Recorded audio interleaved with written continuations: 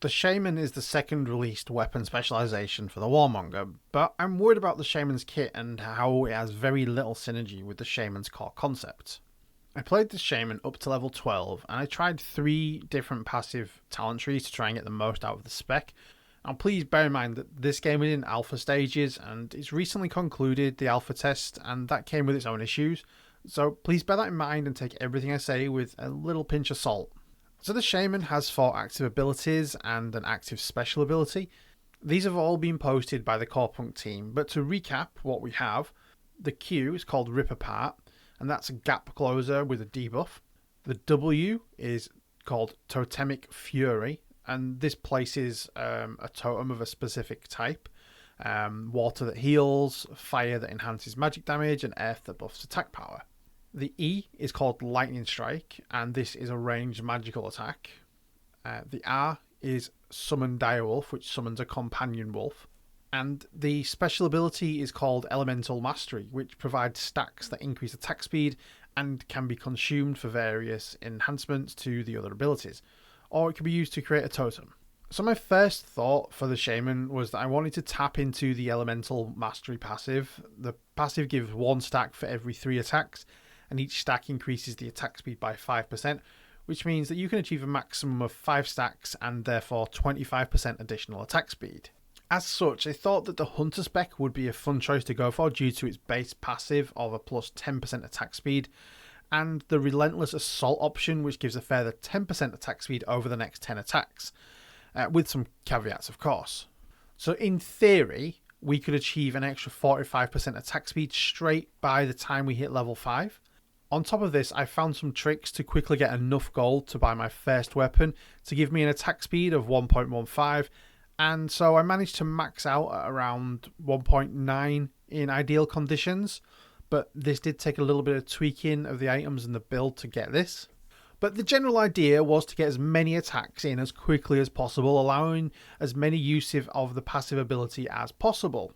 The other thing that I noticed was that the Rip Apart ability had a weapon mastery upgrade that gave an additional 100% attack boost for 4 hits, but sadly I was unable to unlock this before the test ended. But the idea was that I would engage with the Q, get 100% attack speed for 4 attacks, so I get super fast attacks in dead quickly, help me build up those stacks and then let the other passives take over essentially.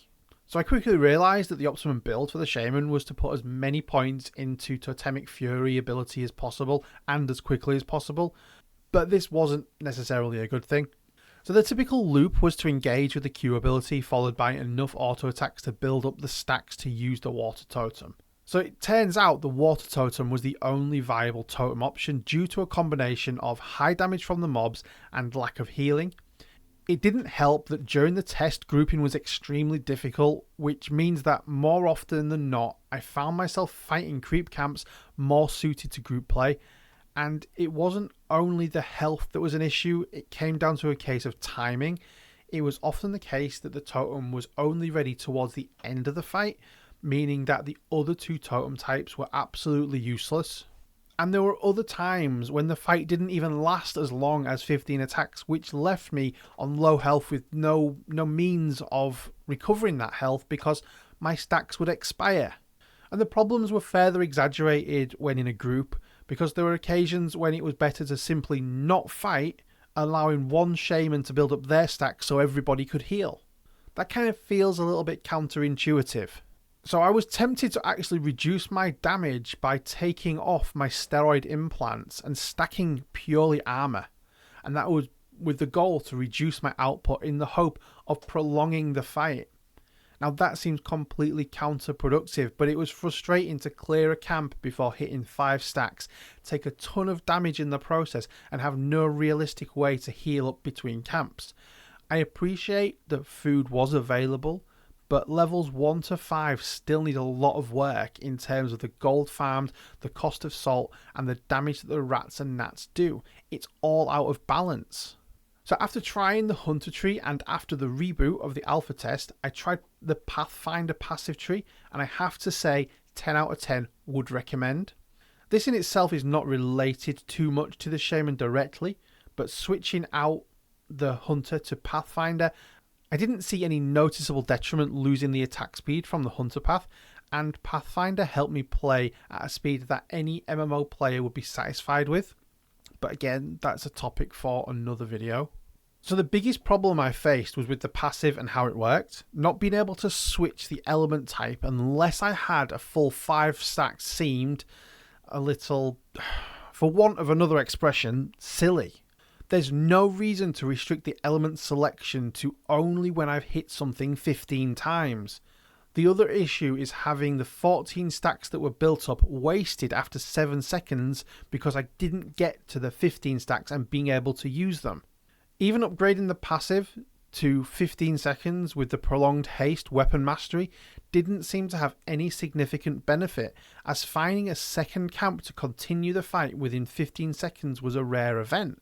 The stacks need to persist and not reset out of combat, or at least, let's be fair, have them reduced by 1 stack every 15 seconds instead of just depleting them all instantaneously. Now, the Rip Apart the Q ability is a great ability for stripping armor, but it works against the passive ability, and so in a lot of cases it was counterproductive. So it was an ability to only be used in specific and desperate situations. Otherwise, it would often contribute to not being able to cast a totem to heal.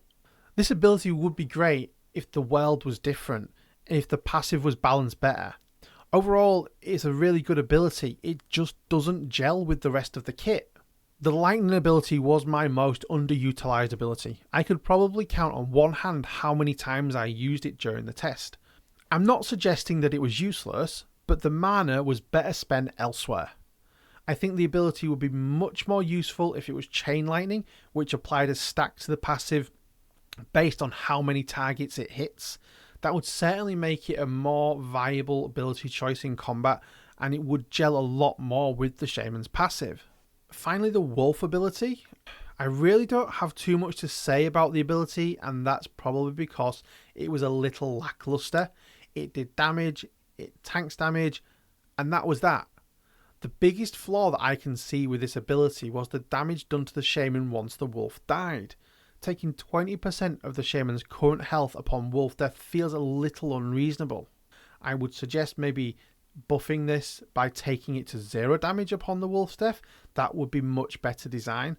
And I think the wolf definitely needs a desummon option. We don't want to necessarily have the wolf out at all times.